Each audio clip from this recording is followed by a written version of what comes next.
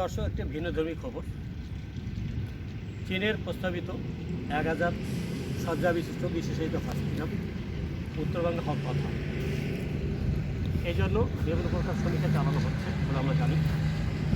গত সপ্তাহেই cabinet DC মহোদয় 2টি সাইটকে সিলেকশন করে গিয়েছে।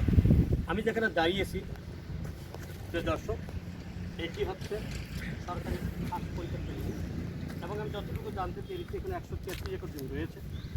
এর মধ্যে 33 একর জমি বিজেপি অধিগ্রহণ করে নিয়েছে এবং বাকিটা এখনও রয়েছে। এখানে যদি চীনের 1000 বিশেষায়িত হসপিটাল এখানে নির্মাণ করা হয় তাহলে অত্যন্ত ভালো হবে, কারণ এই নীলফামারীর এই দারুণীর এই জায়গাটির সাথে অ্যাকচুয়ালি সব ডিস্ট্রিক্টের বিভাগের সব ডিস্ট্রিক্টের একটা কমিউনিকেশন আছে। সৈয়দপুরে এয়ারপোর্ট থাকার কারণে বিভিন্ন পার্শ্ববর্তী দেশের লোকেরা এখানে আসতে পারবে বলে আমি বিশ্বাস করি। সম্মানিত দর্শক, ডিজি মহোদয় গত সপ্তাহে এসে দুটো জায়গা পরিদর্শন করেছে। একটি হচ্ছে এই টেক্সটাইলের এই যে খাস জমিটি এবং অন্যটি হচ্ছে পুলিশ একাডেমির পাশে জমিটি।